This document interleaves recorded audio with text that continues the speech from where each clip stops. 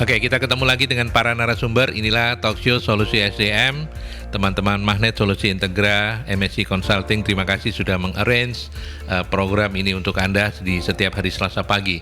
Masih bersama CEO-nya, ada Ibu Novi Aningtyas-Tuti. Bu Novi, selamat pagi, salam sehat. Salam sehat, selamat pagi Mas Aldi, sahabat Merkuri dimanapun berada. Dimanapun berada, wih, keren ya. Semoga sehat selalu. Oke, dan narasumber tamu kita pagi hari ini adalah, saya panggil Mas aja biar awet muda ya, Mas Indra ya.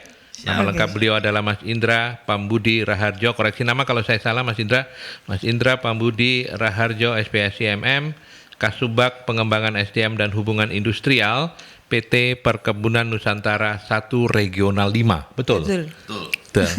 Mas Indra mungkin bisa mendekat ke mikrofon. Oke. Salam sehat ya Mas ya. Salam sehat Mas Aldi. Oke, baik. Hari ini menarik ya topiknya ya, tentang disiplin-disiplinan. Ayo, Bunila dan saya mendengarkan baik-baik apakah kita sudah disiplin apa belum sebagai karyawan Merkuri. Oke, Bu Novi, ternyata masih butuh ya kedisiplinan gitu ya. Iya, jadi begini Mas Aldi, kelihatannya disiplin itu kan sederhana gitu ya, maksudnya seringkali orang menyepelekan gitu. Dan kasus-kasusnya itu kan sebenarnya kasus-kasus yang beberapa orang anggapnya sepele, misalnya tidak tepat waktu kayak gitu kan. Terus kemudian kasus-kasus yang inilah yang umum yang kita temui kayak gitu. Terus misalnya tidak tepat waktu, akhirnya pekerjaan tidak selesai tepat waktu. Lalu kemudian misalnya sudah tahu misalnya aturannya begini tidak dilakukan seperti itu gitu kan. Terus kemudian misalnya sudah tahu ketentuannya, kalau mau izin misalnya terlambat pun atau sampai nggak masuk itu kan ada ketentuannya. Hal-hal yang seperti itu yang sebenarnya sudah sehari-hari dan tertulis itu seringkali diabaikan. Nah, bahkan kalau sekarang ini kita bicara disiplin itu bukan hanya hal-hal yang berkaitan dengan langsung di pekerjaan. Hal-hal yang di luar pekerjaan itu dan kemudian ternyata berdampak buruk terhadap nama baik atau reputasi perusahaan itu ternyata juga sekarang diproses gitu Mas. Jadi gitu ya? Diproses artinya itu kemudian menjadi perhatian besar dan itu juga kita harus hati-hati karena itu sebenarnya kadang suka beda tipis gitu. Jadi kita menganggap ketika kita sudah di luar, sudah bukan bagian dari pekerjaan bisa berperilaku seenaknya. Padahal brand perusahaan atau nama baik perusahaan itu akan melekat sebenarnya dimanapun kita berada. Seperti itu. Jadi kalau diproses ya. Jadi kasusnya mungkin ini ada yang pegawai salah satu anak perusahaan BUMN yang dia parkir di tengah jalan sembarangan mau beli gorengan, terus diingetin orang, terus dia marah-marah, terus ada meludah seperti itu. Terus ada yang ini cewek-cewek viral ngetawain ibu-ibu yang lagi nonton poster bioskop. Terus kemudian sampai akhirnya tadi yang pertama tadi dibebas tugaskan sementara sampai proses penegakan disiplinnya diselesaikan oleh perusahaan. Yang satu tadi yang ngetawain dan kemudian sampai viral itu dikeluarkan di pekerjaan ya kayak gitu. Oke, berarti kita ini kalau di luar kantor tuh ya DPO loh ya.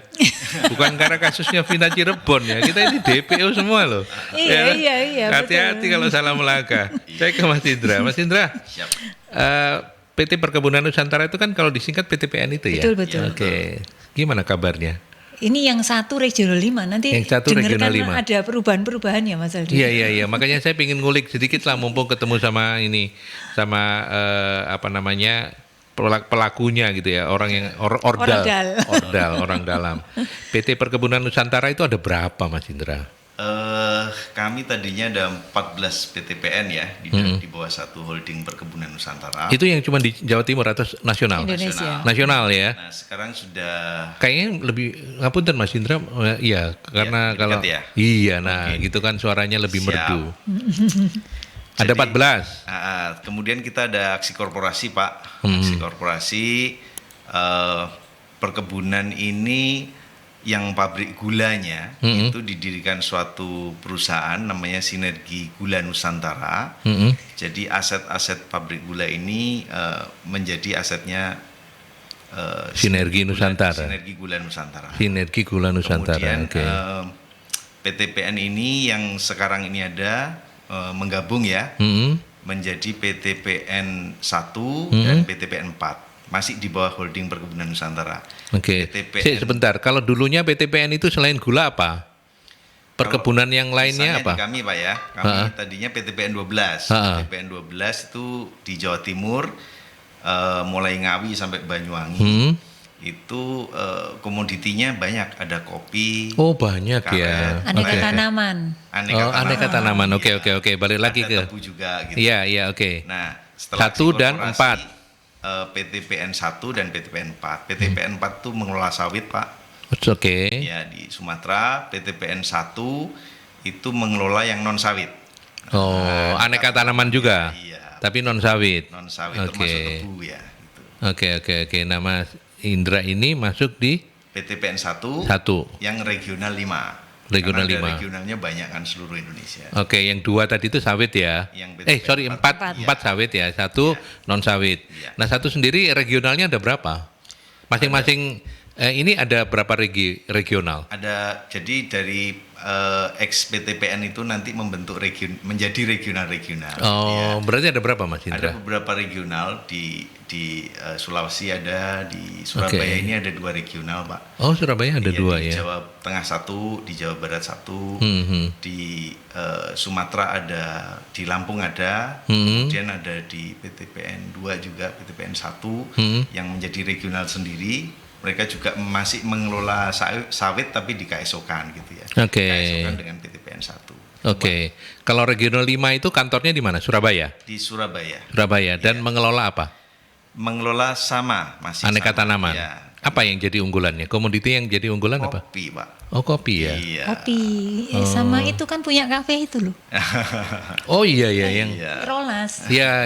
Nah, Rolas itu kan Loh, PTP 12. Kok jenengan nggak bawa loh Mas? Oh, Kok gitu Loh, sih? arahnya itu ke sana tujuannya. Oh, iya, iya. ujung-ujungnya itu, Pak. Cuman kan langkahnya biar halus. Iya. Enggak Panjang bercanda. sekali. Mas Indra Sampai pintar juga silsilah. ya. Oke. Oh, kopi rolas itu ya, itu andalannya ya. Oke, regional 5. Wilayahnya mencakup mana saja? Masih sama. Oh, sama ya. Jadi X12 menjadi PTPN 1 regional 5. Regional. Oke. Organisasinya berubah. Ya. Oke. Nah, apa komentar awal dari yang Bu Novi sampaikan hari ini? Kita membahas tentang disiplin. Karena ini menjadi menarik karena kan sekarang kan banyak, saya nggak tahu kalau yang di PTPN 1 regional 5 ya, apakah gensinya udah mulai banyak juga. Anak-anak gensi itu apakah memang sudah boleh dikategorikan nggak disiplin atau apa? Mas Indra gimana komentarnya? Semuanya itu harus kembali kepada bagaimana mekanisme pembinaan disiplin kerjanya itu ada dan Gitu ya? dilaksanakan. Gitu ya. Jadi mau apapun generasinya, mau siapapun pekerjanya, kita kembali begitu kita bicara pembinaan disiplin kerja, kita ngomong dulu ada nggak perangkatnya. Oke. Terus kalau perangkatnya ada, sistemnya sudah ada, apakah itu dilaksanakan? Kalau sudah dilaksanakan, apakah dievaluasi, kan begitu? Artinya nggak boleh ngeles ya. Nggak bisa, Pak. Nggak bisa ya. Jadi karena sudah senior terus aku melanggar kayak gitu ya. Gitu ya, maunya gitu ya. Ada malah yang seperti itu, gitu kan? Iya. Mas Indra ngelanggaran enggak? Kan senior. Enggak ya. Orang SDM nggak boleh. Orang SDM ya. Model. Apalagi bahasanya itu kelihatan kalau apa namanya ada hukum-hukumnya gitu ya. Salah ngomong bahaya Iya. di PO nanti. Ya, oke. Artinya itu. Bu Novi, kalau misalnya ini kan Mas Indra kebetulan memang mewakili BUMN begitu ya, yang kita tahu meskipun sudah sangat jauh berubah, tetapi kan dalam tanda petik mudah-mudahan saya salah, kulturnya itu kan masih ikut yang bisa mendisiplin. Nah kalau karyawan kalau yang di perusahaan swasta itu seperti apa ininya? Mungkin nanti Mas Indra juga boleh komentar. Oke, kalau di kawan Apakah yang disampaikan oleh Mas Indra itu harusnya swasta juga menganut seperti itu gitu. Iya ya, rules-nya seperti itu kan Mas Gitu Aldi. ya? Karena sebenarnya prinsip dari disiplin itu tadi perangkatnya ada atau tidak. Selain itu juga ini penerapannya itu harus adil, harus fair gitu. Harus adil, harus fair ya, itu di garis bawah Itu ya. salah satu kunci ini akan jadi tegak atau tidak gitu. Salah satunya seperti itu.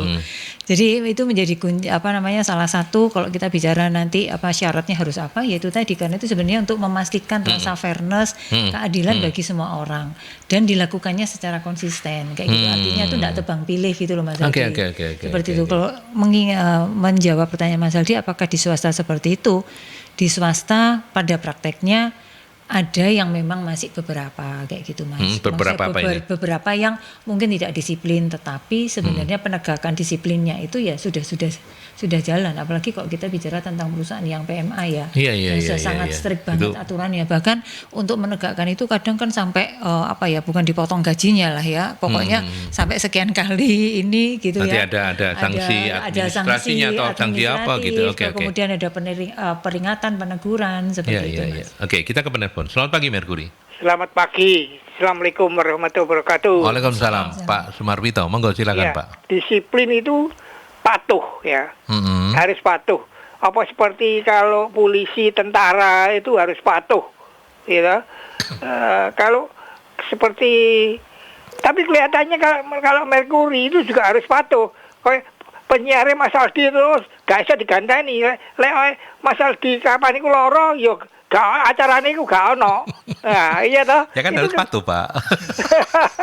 lah ya sekarang kalau menguntungkan perusahaan Ya. tidak patuh tapi menguntungkan Ya. apa nggak boleh? Oke. Iya kan lucu kan kalau nggak boleh harusnya menguntungkan, kalau enggak ya wes pindah neng radio lain apa oke. atau dia lebih maju di penyiar di TV atau apa kan gitu. Oke. Jadi kalau tidak boleh disiplin itu tidak boleh patuh. Kalau untuk kemajuan perusahaan untuk ya gak apa-apa kan gitu. Menurut saya loh ya, tapi gak tahu kalau model koyok tentara atau polisi patuh gak iso wes kowe melanggar disiplin karena kamu melebihi aku. Ya. Terima kasih. Paham, Pak. Assalamualaikum warahmatullahi wabarakatuh. Waalaikumsalam. Pertanyaan Pak Sumarwito menarik ya. Artinya ya atas dasar ini pencapaiannya bagus ini, achieve ini, tapi roto-roto nggak disiplin. Nah, saya minta komentarnya Mas Indra dulu. Gimana Mas Indra? Iya. Saya tadi kan bilang ya, kalau kita bicara pembinaan disiplin kerja, berarti ngomong perangkatnya harus ada. Perangkatnya itu apa ya? Aturan mainnya, sistem pembinaannya. Oke. Itu harus ada, diatur jelas. Semacam seperti undang-undangnya. Iya. Nah, pertanyaannya bagus Pak Sumarwito. Kita menghadapi di dinamika operasional perusahaan, kadang pimpinan unit kerja mengambil langkah-langkah tertentu yang itu dalam tanda kutip melanggar SOP. SOP, gitu. ya. SOP-nya tidak boleh begitu, tapi dilakukan. Ada keuntungan perusahaan, tapi melanggar SOP. Nah, melanggar Pak. Jadi ketentuan tadi itu mesti clear, bukan patuh seperti di dinas tentara atau polisian bahwa mereka harus siap gerak istilahnya begitu. Kita bicaranya kepada ketentuannya. Artinya seperti apa sih? Dalam organisasi, Pak. Kita tidak hanya bertanggung jawab pada satu pimpinan saja loh, tapi kita bicara bertanggung jawab pada stakeholder kita kan gitu kan. Kita diaudit tidak diperiksa oleh secara internal saja, tapi juga pihak luar gitu ya. Dan itu menyangkut kredibilitas kita, kredibilitas organisasi. Artinya kalau memang itu tidak prosedural ya tetap harus ada pembinaannya di situ yang dilakukan. Perkara itu akhirnya hasilnya menguntungkan, itu hal yang berbeda. Ya. Seperti itu ya, Pak. Ya, artinya tetap goal akhirnya itu adalah SOP-nya dibuat seperti apa begitu ya Mas Indra ya. Jadi kalau misalnya memang akhirnya diketahui bahwa SOP-nya sudah tidak relevan, ya SOP-nya dirubah, gitu betul. Kan. Perangkatnya tadi yang diubah, karena ini sudah nggak bisa lagi, bisa lebih efektif seperti ini loh gitu. Apalagi di perusahaan-perusahaan yang BUMN gitu Pak ya. Itu pemeriksanya kan banyak Pak ya, yang di luar auditor internal ya, atau pemeriksa internalnya kan banyak, sebut aja kan banyak BPK, Mulai dari BPKP. ya, BPKP, KPK dan sebagainya. Iya. Itu segala hal yang dianggap saja punya potensi untuk merugikan. Itu kan termasuk sebuah pelanggaran gitu. Ya. Oke, Bisa baik. dinilai sebagai fraud kan. Ya, nanti kita lanjutkan. Saya juga minta pendapatnya Bu Novi, tapi kita ke iklan dulu ya. Siap. Mas Indra, kita break dulu ke iklan. Ya, oke, kita lanjutkan kembali. Dan Bu Novi, tadi Mas Indra sudah menjawab Pak Sumarwito dengan sangat luar biasa menurut saya. Artinya ya memang tetap achieve boleh, tapi kan itu tetap melanggar. Nah, harus dilihat kembali SOP-nya kayak gimana, aturannya kayak gitu. Nah, kalau Bu Novi seperti apa pengalaman selama ini yang ini terjadi kalau di SOP lapangan? tadi ya Mas ya, kalau SOP itu memang ya itu lebih saklek ya, karena ini untuk memastikan proses bisnis prosesnya itu berjalan sesuai dengan ketentuan gitu. Jadi nggak mudah diobah-obahin kayak gitu. Nah, kalau misalnya kasusnya yang lebih sederhana, misalnya begini, kemarin habis lembur gitu kan, terus kemudian hari ini karena kemarin lembur panjang dan menyelesaikan pekerjaan ini termasuk harus di rumah juga menyelesaikan, hari ini aku boleh datang telat, saya boleh datang telat. Harusnya masuknya jam 8, saya masuknya jam 9. Kan boleh dong kompensasi, wong saya ngerjakan kerjaan di rumah. Nah, ini kan juga jadi pertanyaan gitu, hasil kerjaannya udah selesai gitu kan. Terus kemudian tapi karena saya sudah mengerjakan dengan ekstra waktu, maka boleh dong kalau sekarang pekerjaan selesai datang lebih awal. Nah, kalau yang seperti Datang ini lebih telat maksudnya? lebih telat kayak gitu. Nah, kalau yang seperti ini sebenarnya tadi itu kembali lagi, apakah kalau ini masih bisa diatasi dengan misalnya flexi time gitu. Artinya memang perusahaan memberlakukan ketentuan misalnya ya oke, jam kerja kita jam 8, kamu boleh mulai dari jam berapa saja, tapi asal kemudian kamu 8 jam di sini gitu. Atau yang misalnya ketentuannya memang berdasarkan output kerja, ya kalau kamu tetap harus masuknya jam 8 ya harus tetap jam 8. Kalau datang jam 9 juga dianggap telat kayak gitu. Iya. Dan yang sering kali menjadi pembahasan di mana-mana di perusahaan, saya percaya itu adalah tim sales gitu ya. Ya Mas Indra ya. Artinya sales ini memang harus flexi time atau seperti apa? Bagaimana kalau saya menanyakan hal ini? Iya. Jadi menanggapi juga ya, menambahkan ya. Artinya segala sesuatu itu mesti kita atur, jelas ketentuannya. Kalau itu memang diatur ya berarti itu mesti kita taati gitu. Kesepakatannya gitu ya. Kesepakatannya seperti itu. Kalau kita bicara perjanjian kerja bersama. Kalau nggak ada PKB-nya ya berarti harus tertera di dalam peraturan perusahaannya. Kalau sales itu orientasinya di dalam pekerjaan itu bukan waktu bekerjanya, tapi hasilnya, ya kita balik lagi ke situ. Kan seperti itu kan. Capaian terhadap target pekerjaannya itu yang lebih menjadi fokusnya seperti itu. Artinya pembinaannya bukan kepada waktu kerjanya, tapi kepada capaian hasil kerjanya. Jadi karakter pembinaan disiplin kerja itu tidak bisa disamakan di dalam satu perusahaan dengan perusahaan yang lain, organisasi satu dengan yang lain. Dia harus custom banget gitu ya. Kenapa? Kok custom? Ya karena pembinaan disiplin kerja itu diadakan dalam rangka apa? Organisasi ini mencapai tujuannya.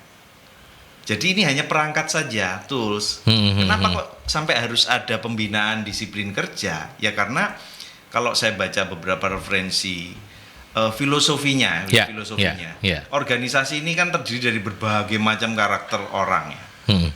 Ya memang kohesivitasnya sudah dijaga atau diupayakan dengan cara rekrutmennya ada seleksinya, gitu kan. Sehingga ya saya yang masuk organisasi ini adalah orang yang tipenya seperti ini kan, begitu ya. Dengan kompetensi seperti ini itu sudah istilahnya sudah diupayakan. Tapi artinya filosofinya adalah tidak semua orang tidak ada orang yang sempurna gitu kan ya. Kelalaian itu mungkin dapat terjadi. Nah, filosofinya ada di sana.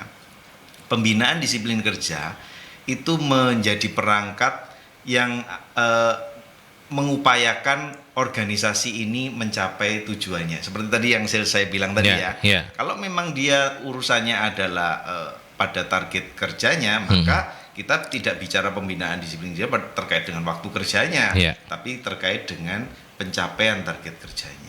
Seperti itu. Ya, Bu Novi, kalau pengalaman Bu Novi sendiri ya di tempat-tempat kerja. Mungkin Bu Novi juga akan menangani PTPN selain yang banyak swasta gitu ya. Apa sih pelanggaran yang paling sering dilakukan terkait dengan disiplin kerja ini? Oh, yang paling gampang itu ya kehadiran. Telat ya, tingkat kehadiran yang tidak pas gitu ya. Ketika itu, terus kemudian disiplin apa ya? Kalau ini nih SOP juga ini juga lumayan Mas Aldi gitu. Karena kadang orang sudah tahu ini harus dilakukan gitu, terus ya udah SOP gitu. Kadang orang tuh orientasinya terhadap hasilnya gitu, kayak gitu.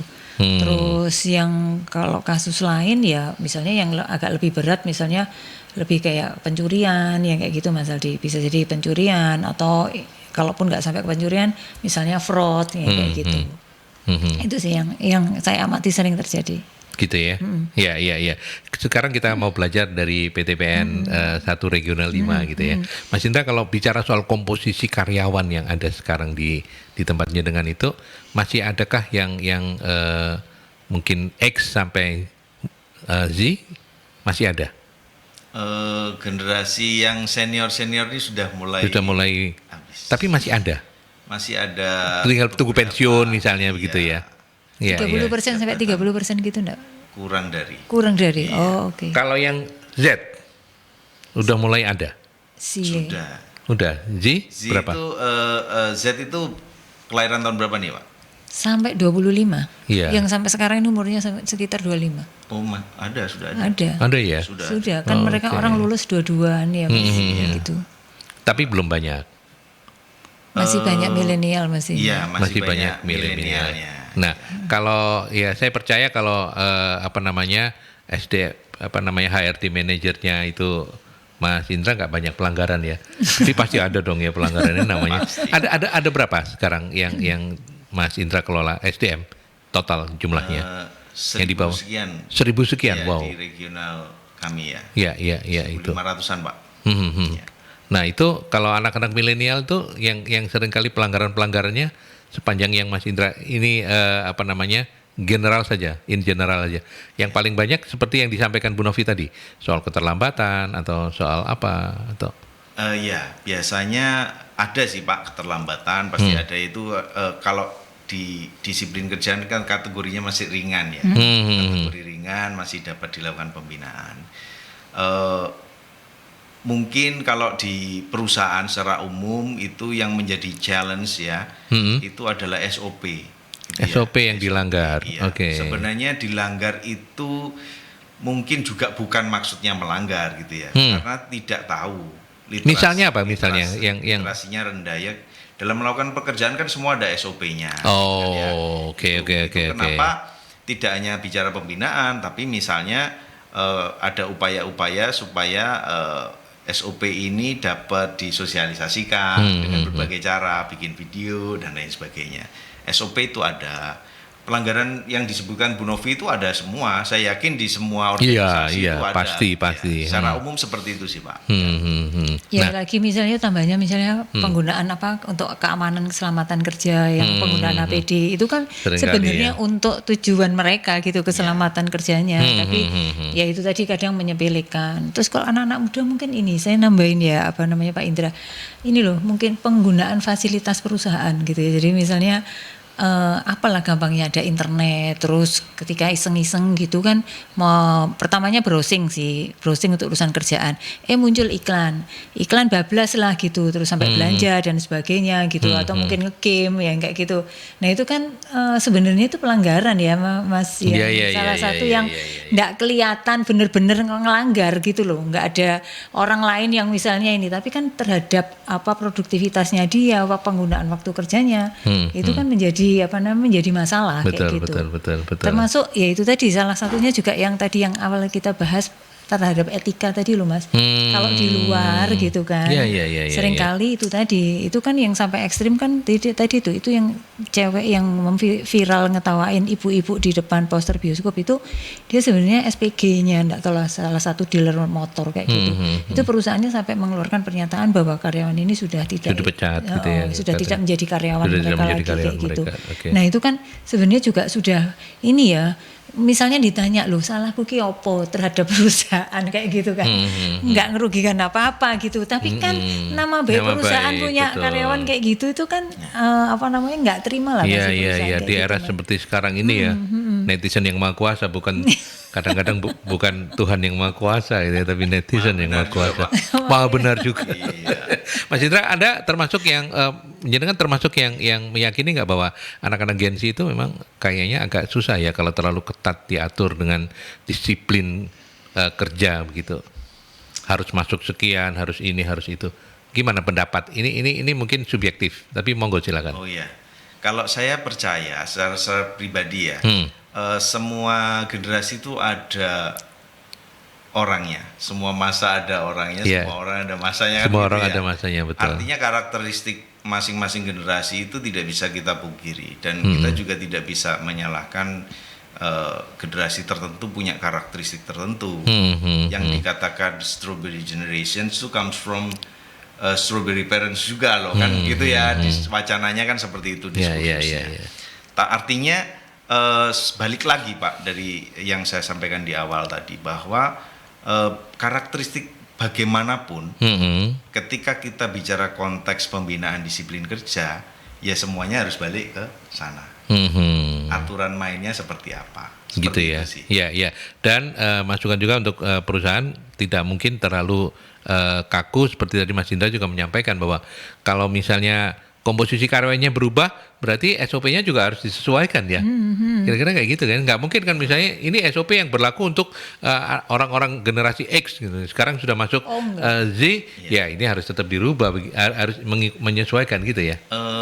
Izin. Atau gimana? Iya, iya. Jadi kalau saya bukan SOP-nya itu menyesuaikan generasinya, tidak. SOP itu menyesuaikan perkembangan proses bisnisnya. Proses bisnisnya. Artinya Oh. kalau zaman dulu itu kita mesti surat itu kalau diperiksa basahnya mana, tanda tangan basahnya mana. Sekarang udah nggak usah seperti itu, Iya, tidak iya, perlu. iya, iya, Jadi iya. bisa diubah. Artinya prosedur yang kita buat itu bukan menyesuaikan orangnya. Generasinya. Oke. Kita nggak bicara generasi orangnya atau subjek yang melakukan, tapi kita bicara mengenai proses bisnisnya, perkembangan proses bisnis seperti itu. Ya, ya, oke. Bu Novi sekarang menambahkan. Sepakat ya, sepakat. Ya. Jadi lebih karena kebutuhan organisasi gitu Mas. Jadi kalau memang secara prosesnya itu lebih efisien sekarang, di mana itu memang tuntutannya seperti itu, dan mungkin kebetulan yang melakukan ini banyak orang-orang muda dengan cara yang lebih fleksibel bisa dilakukan, sejauh itu masih sesuai dan relevan dengan kebutuhannya bisnis, maka ya itu kalau misalnya harus tetap ya harus tetap, tapi kalau kemudian ada yang lebih tepat dan lebih sesuai, maka ya disesuaikan. Harus gitu. disesuaikan. Justru yang lebih senior yang harus menyesuaikan ya, Bu, ya. Iya, iya. Kebanyakan begitu ya. Iya. Iya, kita harus ngalah terus. Oke, nanti kita lanjutkan kembali untuk beberapa pertanyaan yang sudah masuk. Terima kasih untuk sahabat-sahabat Merkuri, tapi kita ke iklan dulu ya. Ya, oke, ini ada Pak Danu. Pak Danu, terima kasih ya sudah berkenan untuk mengikuti dan menyampaikan pertanyaan. Demi menegakkan disiplin perusahaan, perusahaan menerapkan terlambat 1 menit itu harus pulang. Kurang ya Pak? Sedangkan karyawan untuk istirahat 1 jam hanya diperbolehkan tidak lebih 15 menit. Untuk karyawan yang ada ikatan keluarga dengan owner ada pengecualian. Kesejahteraan karyawan sangat-sangat tidak didapatkan seperti di perusahaan BUMN. Bagaimana dengan kondisi penerapan disiplin ini? Buyar aja perusahaan. Bu Novi dulu wis. Oke, Pak Danu, itu tadi. ini kalau benar-benar Berarti terjadi miris banget ya. Tujuannya lebih ke apa ini Pak Danu? Kalau kepingin terus akhirnya bagaimana itu supaya tidak terjadi seperti itu, ya ini tadi memberikan masukan. Artinya tadi itu ketentuannya kan harus dibuat ada, ketentuan ada, tentunya pasti semuanya harus mengikuti kayak gitu kan Mas. Terus Ya. kemudian role model itu panutan ya. Jadi orang-orang yang panutan itu yang di level-level atas itu kan seringkali merasa ya justru karena kita ini sudah levelnya tinggi, nggak harus selalu misalnya kehadiran aja, kita boleh dong datang jam berapapun gitu. Yang penting kan kerjaanku tercapai Kak. Itu kan sebenarnya salah satu contoh yang membuat kita ini nggak perlu menghabiskan energi banyak untuk meyakinkan orang mereka harus datang tepat waktu gitu kan Mas. Seperti itu. Terus kemudian role model teman-teman di HR itu mau nggak mau itu yang kalau kita jadi kayak anak waktu zaman sekolah tuh loh Mas, anak yang suka nakal itu sama guru dijadikan kepala sekolah. Nah ini gitu tuh.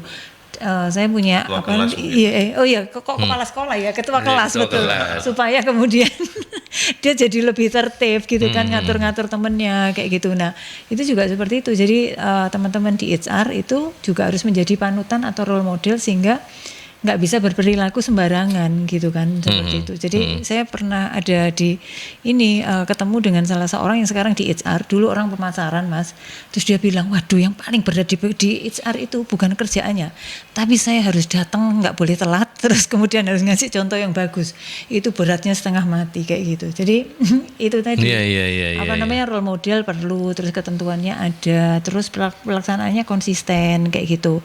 Nah selama ini semoga ya jawaban saya mungkin tidak memuaskan, tapi selama bahwa tadi itu masih ada perkecualian ya apa itu tadi sebenarnya dibuat untuk apa? Untuk pencapaian tujuan organisasi. Karena kalau enggak akan makin banyak orang yang melakukan seperti itu dan punya pembenar bahwa mereka boleh melakukan begitu Mas. Ya akhirnya malah jadi nggak karu-karuan, kacau balau gitu ya. Gitu. Ya ini sih nggak mungkin terjadi di PTPN 1 Regional 5 ya, karena kan ini badan usaha milik negara gitu ya. Iya, dan kalau mereka punya values akhlak Mas. akhlak, iya. Hafal Bu Novi apa itu? Pak Indra yang hafal, Pak saya Indra, enggak. iya. Jangan ngapalin itu, udah dibayar kok sama BUMN.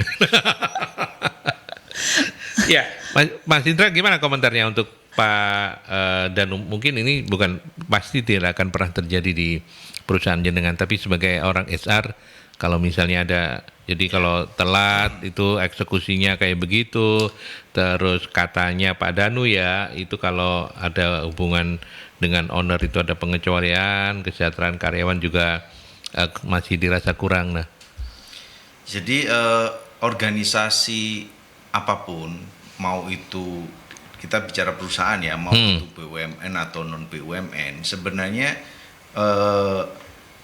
bukan masalah itu organisasinya milik negara Siapa? atau bukan. Bukan organisasinya milik siapa, apakah itu private, milik pribadi, sehingga tadi ada yang disampaikan tadi. Ada juga yang milik pribadi tapi juga bagus gitu ya ininya ya. Bagus banget, malah kami benchmark misalnya. Juga banyak Pak, sangat banyak gitu ya. Artinya betul yang tadi kita bahas bahwa pembinaan disiplin kerja ini diadakan untuk mencapai target organisasi. Artinya kalau Pak Danu berada pada organisasi yang tidak concern pada upaya untuk mencapai target, dalam arti tidak concern itu banyak ya, memang tidak mau atau tidak tahu kan begitu. Kalau tidak tahu ya kita bikin tahu. Nah, kan gitu ya. Nanti bisa hubungi Bu Novi mungkin ya supaya tahu caranya gimana bikinnya sistem pembinaan itu. Tapi kalau sudah tidak mau ya sudah. Wong ini memang perusahaan milik seseorang kan seperti itu. Berbeda dengan organisasi, tidak hanya BUMN yang sudah IPO misalnya. Itu sudah tidak dimiliki oleh satu orang saja. Atau milik satu orang tapi dia betul-betul profesional. Banyak juga gitu ya, sehingga mekanisme operasionalnya itu dijaga betul sistemnya.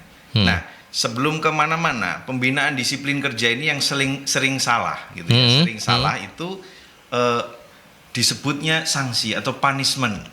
Kalau melanggar apa, dapat punishment apa? Pembinaan disiplin kerja tidak bicara itu. Undang-undang tadi tidak bicara itu.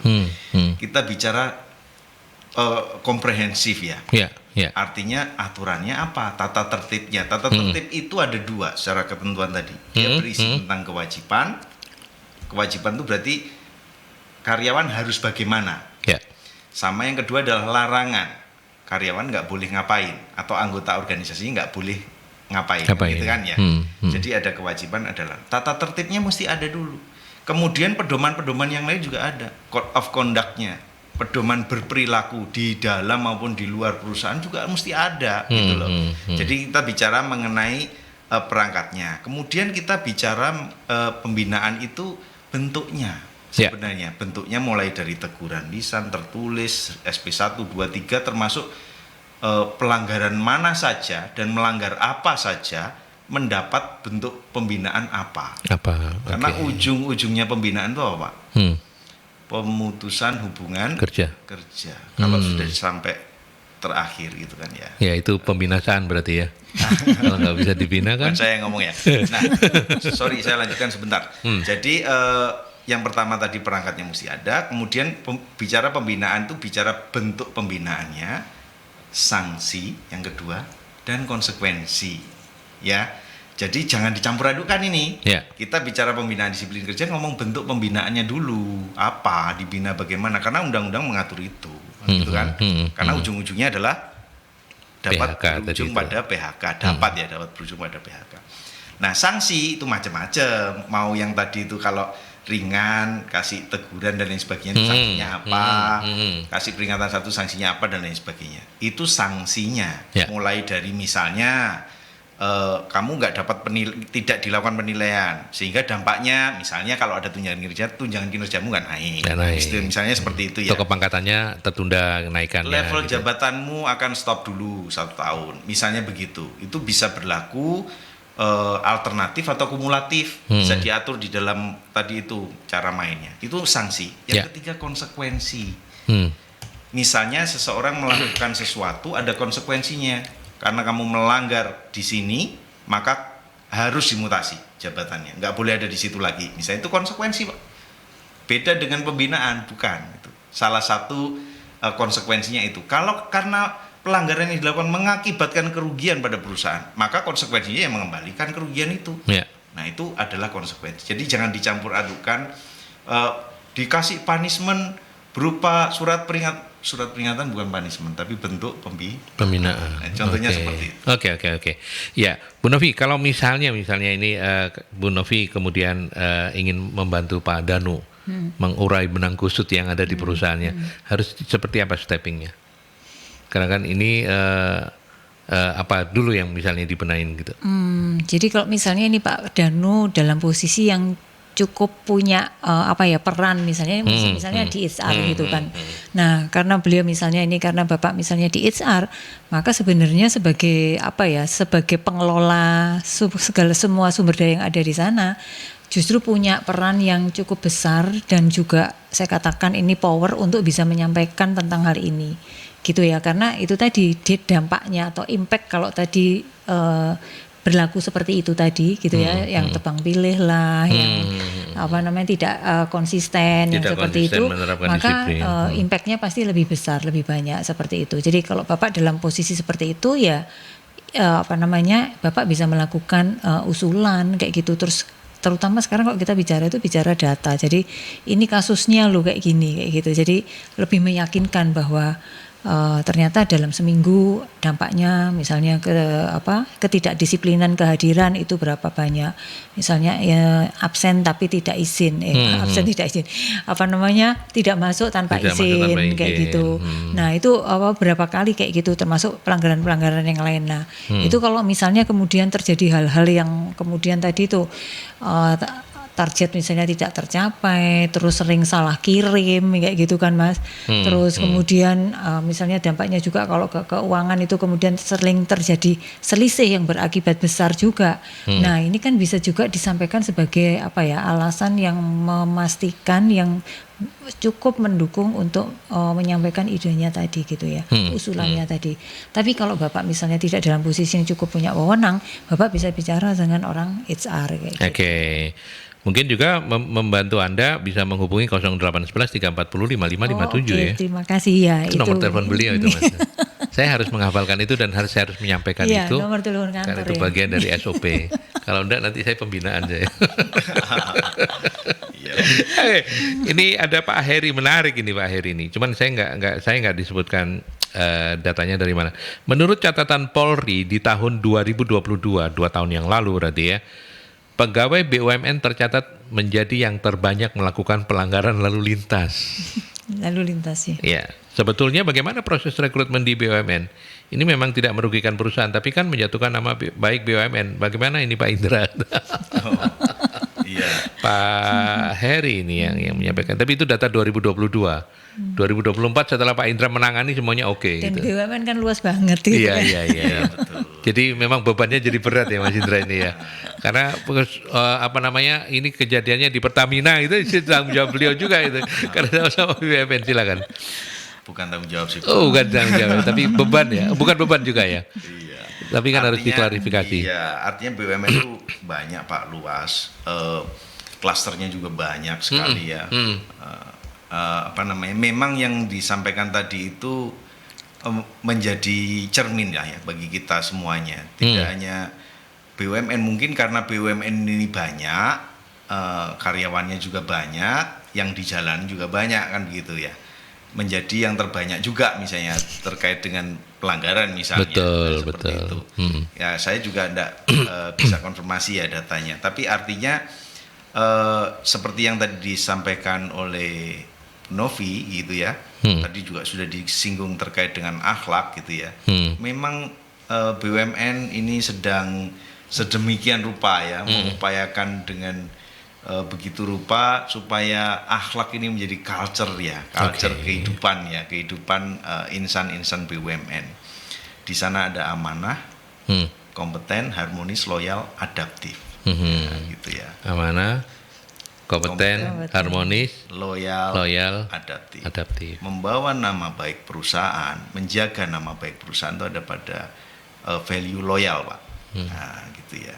Salah satunya mestinya itu tadi, salah satunya menjaga nama baik perusahaan dimanapun kita berada, termasuk di jalan raya gitu Pak ya. Oke. Itu ya. Oke. Kemudian Bu Novi mau komentar soal pegawai BUMN.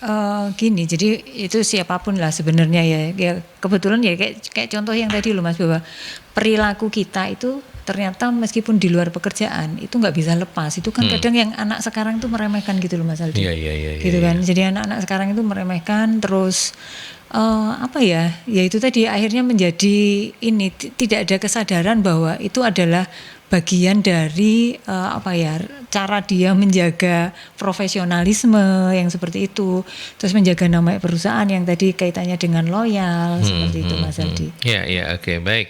Kita ke pertanyaan selanjutnya, ada Mbak Fira. Terima kasih sudah berkenan mampir. Pertanyaannya begini, apakah untuk mewujudkan penegakan disiplin harusnya diimbangi dengan kesejahteraan karyawan atau bagaimana? Mas Indra, kalau ada pendapat seperti ini. Jadi kalau pembinaan disiplin kerja itu kan suatu mekanisme tersendiri dalam rangka mencapai salah satu tools untuk mencapai tujuan perusahaan. Nah, di atasnya lagi itu ada sistem reward punishment sebenarnya ya. Jadi kenapa tadi kok terminologinya punishment tadi ya? Karena pembinaan tadi kan ya. Artinya selain kita bicara penegakan atas pelanggaran pada disiplin kerja, kita juga harus bicara mengenai rewardnya, penghargaan. Penghargaan itu tidak hanya masalah secara remuneratif, gitu tapi rekognisi, apresiasi itu juga penting. Kemudian relasi itu juga penting.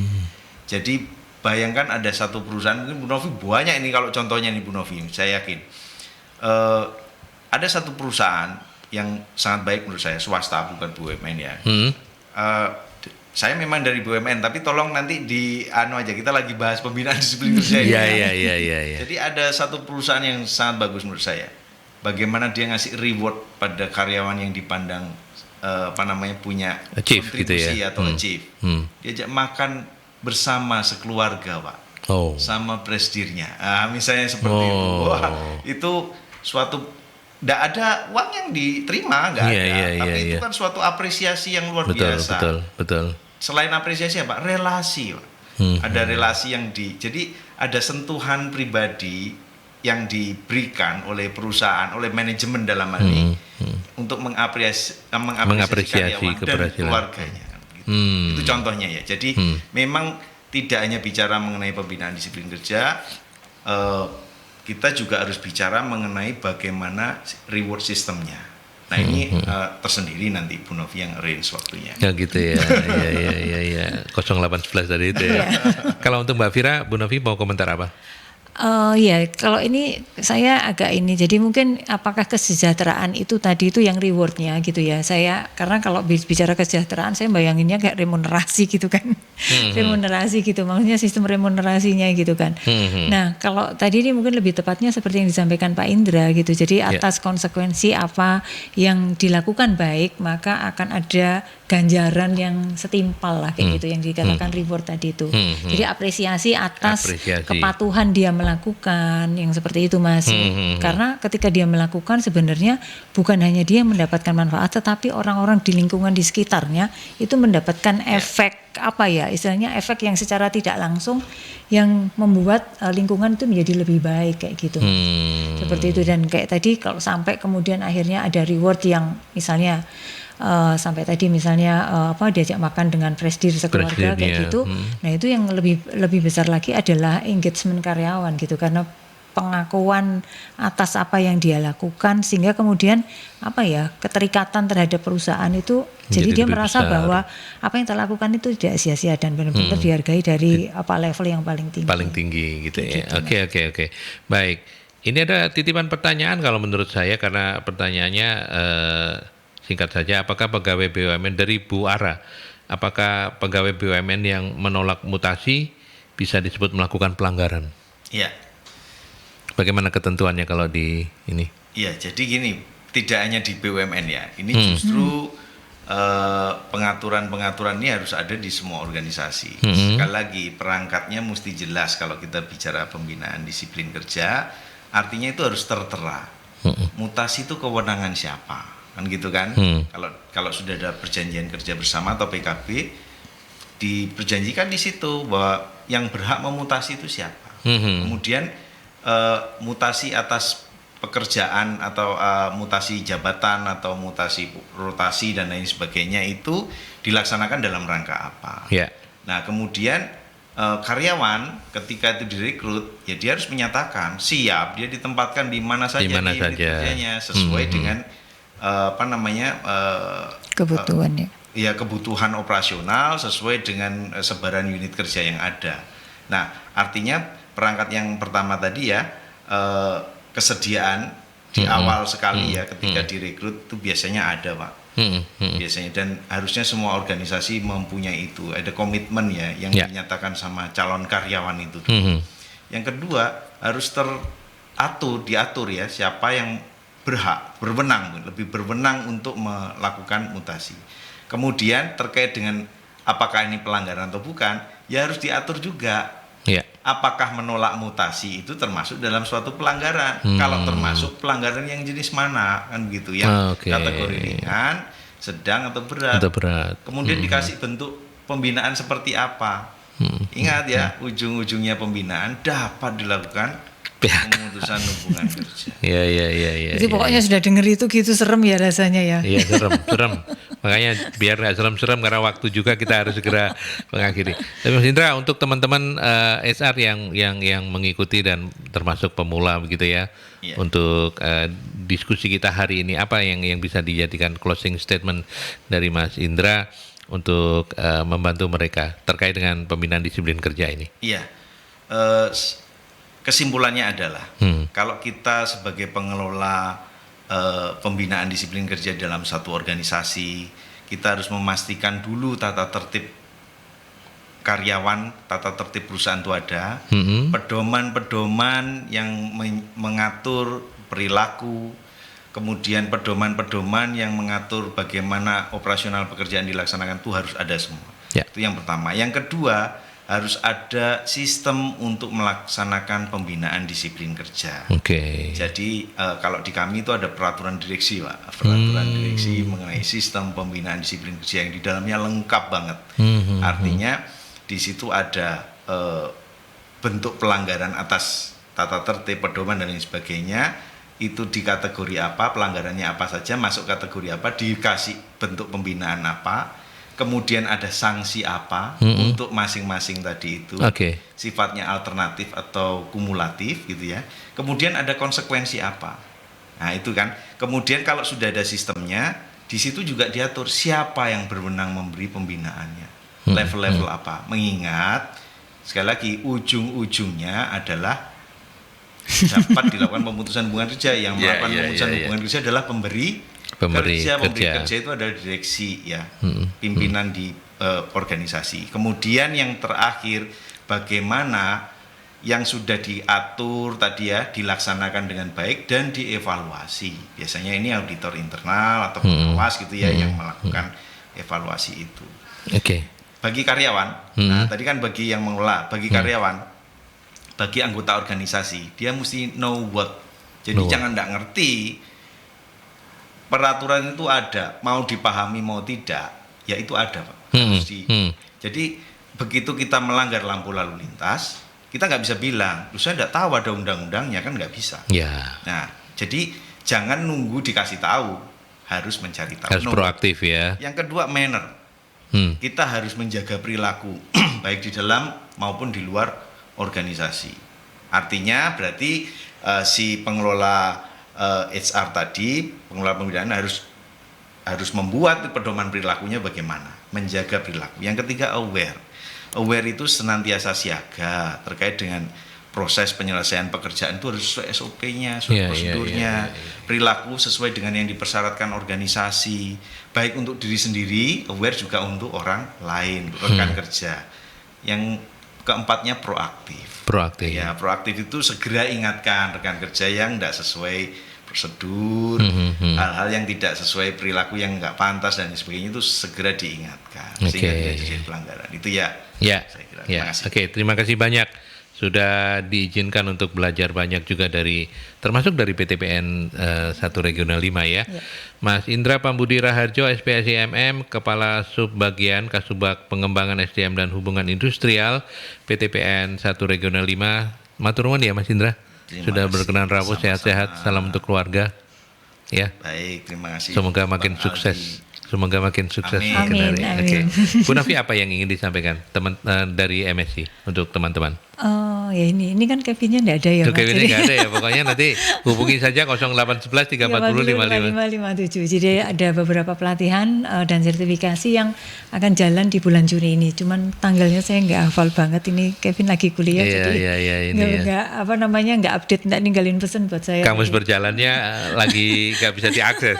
Tapi pokoknya hubungin itu aja deh 0811 340 5557 untuk tahu perkembangannya. Terima kasih banyak ya Bu Nafi. Sekali lagi Mas Indra matur nuwun nggih. Sudah berkenan hadir, dan sahabat Merkuri sampai di sini talk show Solusi SDM. Kita ketemu dalam perbincangan dengan narasumber yang berbeda minggu depan. Selamat pagi.